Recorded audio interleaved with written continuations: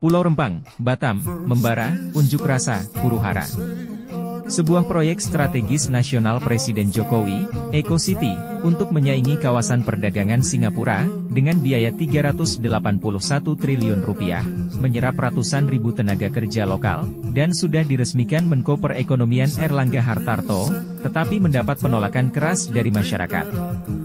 Ada apa? Bagaimana kronologisnya? Siapa yang salah? Dengarkan kesaksian para pemuka masyarakat Rempang Batam tentang duduk masalahnya di akhir video. Pertama kita dengar pandangan Menko Polhukam, Mahfudz MD. Ya kita tetap secara hukum minta kepada aparat penegak hukum untuk menangani masalah kerumunan orang itu atau aksi unjuk rasa atau yang menghalang-halangi eksekusi hak atas hukum itu supaya ditangani dengan baik dan penuh kemanusiaan. Sudah ada standarnya.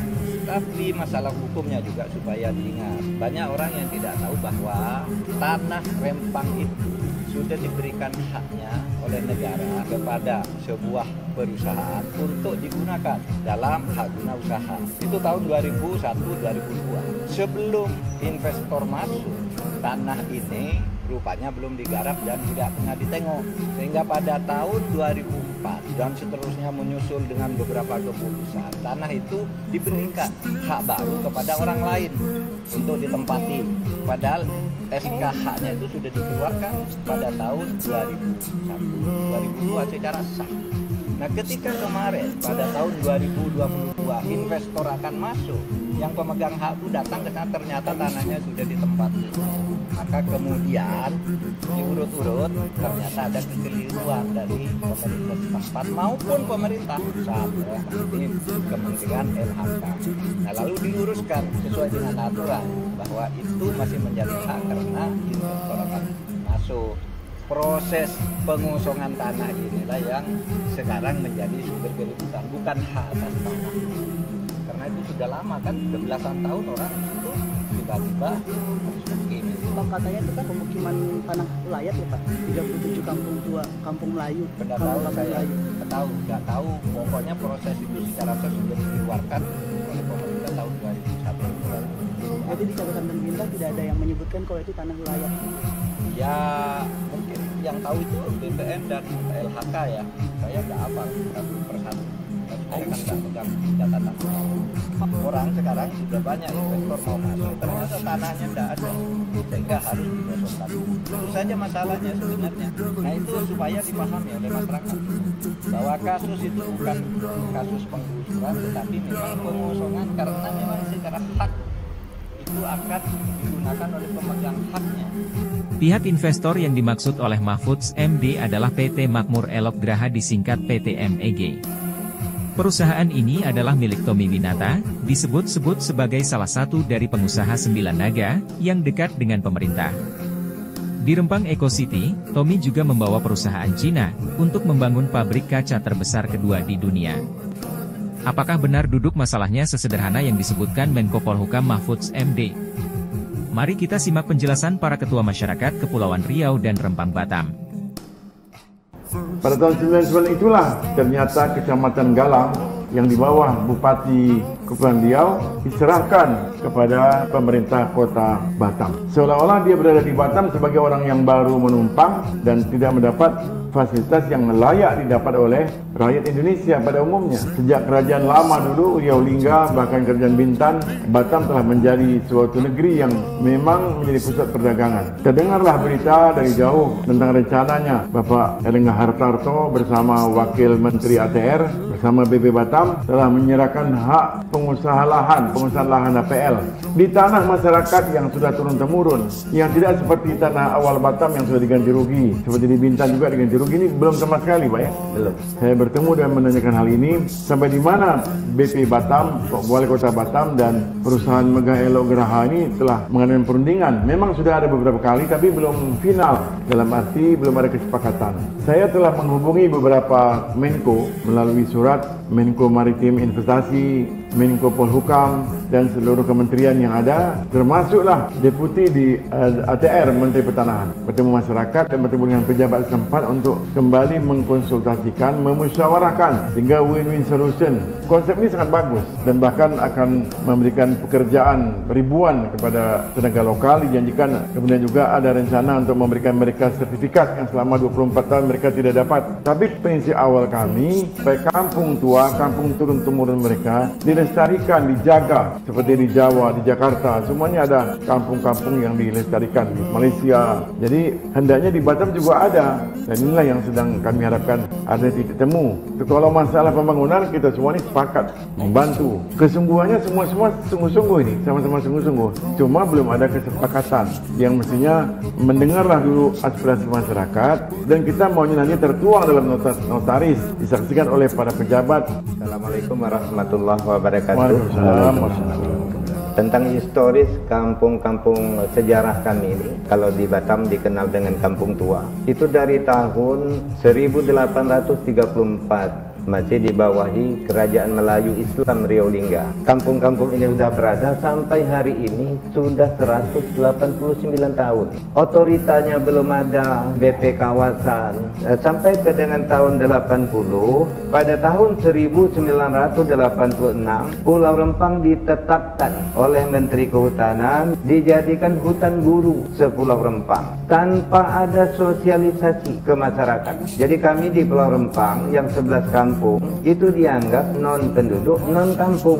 Itu sangat menyedihkan. Mereka lebih menghargai hutan daripada manusia. Itulah kami menolak dengan keras bahwa kami ini dianggap tidak ada. Inilah pernah saya sampaikan di acara Musrenbang bulan Februari tanggal berapa dengan ini Pak Wali Kota sekaligus Ekoposio BP Batam. Saya bilang, Pak Rudi, kalau kampung-kampung sejarah ini ditiadakan, penghinaan sangat besar buat saya. Dianggap leluhur kita dulu tidak ada. Sedangkan mereka itulah pejuang perintis. Saya lanjutkan lagi. Pada tahun 1992, dengan Kepres 28, jadilah Pulau Rempang, Galang Baru beserta pulau sekitarnya menjadi daerah tambahan kerja Otorita Batam, yakni Gabungan Industri Pulau Batam. Dengan catatan, ini di Kepres berikutnya itu, otorita yang menerima mandat dari pusat berkewajiban untuk membebaskan dulu hak-hak masyarakat yang ada di atas itu. Contoh, apakah rumah, gedung, tanaman, kebun, lahan garapan dah clear semua. Baru otorita yang sekarang bernama BP Kawasan berhak memberi HPL ini atau APL-nya kepada pihak ketiga dan seterusnya. Tapi ini tidak dilakukan sampai hari ini. Itulah nasib kami ini. Setelah itu keluar lagi surat edaran Wali Kota Batam 2002. Seluruh camat, kepala desa, lurah tidak diperkenankan lagi mengetahui menerbit surat-surat tanah. Suatu hal yang luar biasa. Jadi untuk pengurusan tentang legalitas tanah dengan segala macam ini terus bergulir, kami di sana kalau memang tidak ada surat menyuratnya, apakah SKT, surat keterangan tebal, surat alasa. Kalau memang tidak ada kebijakan dari Pak Camat sampai 98 sampai hampir masuk tahun 2000, hampir tidak ada pegangan sama sekali kami. Ini kan kami sebagai warga NKRI mempunyai hak yang sama. Kami minta pengakuan pemerintah bahwa kami ini ada dan berikut serta dalam ini kegiatan negara ini. Tapi dalam pelayanan tentang legalitas pertanahan tidak ada sama sekali dekat dengan surat edaran dengan isu-isu ini. Sampai hari ini surat rumah pun tak ada, Mbak. Kami ini keramat panggilan hati masyarakat yang mereka tadi merasa sedikit terusik bahwa tidak ada pengayoman dari pemerintah daerah ini. Saya tegas saja, tidak ada pengayoman sama sekali yang didapat atau didengar oleh masyarakat mengenai rencana pengembangan kawasan Rempang ini. Belum ada, Mbak. Sama sekali cuma sekedar itu aja. Baik. Adalah beberapa kali, jujur saya ya, orang-orang dari pekerja-pekerja dari PT MEK ini datang silaturahmi begini. Ya saya bilang kami menyatakan dengan dengan tegas, kampung-kampung sejarah ini tidak ada relokasi, pemindahan tidak ada. Kami masih toleran kalau memang cuma digeser, bukan kami ditempatkan di Rempang Cata mau ditaruh. Saya bilang sama mereka, kami ini bukan seperti ayam ras, bibit ayam ditaruh dalam kotak dan nampaknya tumpukkan satu. Karena begini Pak, hidup manusia butuh proses. Katakanlah kalau dia nelayan kita paksakan jadi petani, tanaman mati dia pun mati. Begitu juga petani kalau kita paksakan jadi nelayan, semuanya mati juga. Ya, kalau kami tetap bertahan seperti saya bilang, Pak, saya tidak mau kampung-kampung kami seperti di Betawi, menyedihkan. Kalau saya ada tutuaan nanti, nah cucu, ini kampungnya dulu, ini Tanjung Kertang, ini apa, tinggal gambarnya saja, tidak ada bentuk kampungnya. Jadi kita ini kalau tidak ada silas tapak sejarah, kabur masa depannya. Jadi ini sejarah kami mempertahankan, walaupun kalau tidak dapat jalan lain, ya tidak ada respon dari pemerintah daerah maupun pusat, kita pagar betis, tak ada pilihan lagi. Penghinaan, saya bilang kembali lagi. Jadi ini peninggalan sejarah. Saya ke Singapura, bagaimana mereka lestarikan tuh namanya Kampung Melayu di dekat Jucet Kompleks. Kemudian bagaimana Kampung Gelamnya, datang para bule Wisman, ini apa, dari mana ini histori Singapura dulunya nama Pulau Temasek, ini kan enak. Malaka tidak ada dirobohkan. Aneh mindset orang kita. Ini mau dihabiskan supaya dianggap kami ini tidak pernah menempati ini. Mari kita simak 6 poin maklumat dari Lembaga Adat Melayu Kepulauan Riau berikut ini. Nomor 1, Kampung Kepri. Bismillahirrahmanirrahim. Berdasarkan hasil musyawarah pengurus Lembaga Adat Melayu Kepulauan Riau pada hari Jumat tanggal 8 September 2023 Miladiah bersamaan dengan 2 Safar 1440 Hijriah di kantor Lembaga Adat Melayu Kepulauan Riau di Tanjung Pinang. 1. Lembaga Adat Melayu Kepulauan Riau sebagai payung negeri mendukung sepenuhnya program pemerintah untuk pembangunan di segala bidang baik di pusat maupun di daerah. 2. Batalkan rencana relokasi 16 kampung tua masyarakat Melayu yang ada di Pulau Rempang dan Pulau Galang. 3. Membebaskan seluruh masyarakat yang ditahan akibat peristiwa yang terjadi tanggal 7 September 2023. 4. Lembaga Adat Melayu Kepulauan Riau mengutuk keras tindakan represif, intimidasi dan kekerasan yang dilakukan oleh tim gabungan terhadap masyarakat Pulau Rempang dan Pulau Galang yang terjadi pada tanggal 7 dan 8 September 2023 sehingga masyarakat mengalami cedera, trauma dan kerugian materi. 5. Mendesak Presiden Republik Indonesia, Panglima TNI, DPR RI, DPD RI, Gubernur, DPRD Kepri, Kapolda, DPRD Kota Batam, Wali Kota Batam, BP Batam dan semua stakeholder terkait menghentikan segala tindakan kekerasan. 6. Mendesak pemerintah membuat kesepakatan tulis dengan masyarakat Melayu di Pulau Rempang dan Pulau Galang terkait dampak rangka pendek dan rangka panjang dari proyek strategis nasional di Pulau Rempang dan Pulau Galang. Lembaga Adat Melayu Kepulauan Riau. Ketua Datuk Seri Utama Haji Berhajat Dimoralis Datuk Haji Raja Habib Misi.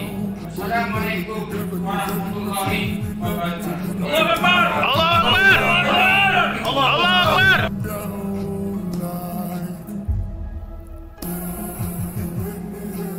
Demikianlah jika proyek pemerintah hanya berorientasi pada ekonomi dan investasi, tapi tanpa memperhatikan dan dilandasi studi sosiologi dan antropologi masyarakat setempat yang mendalam.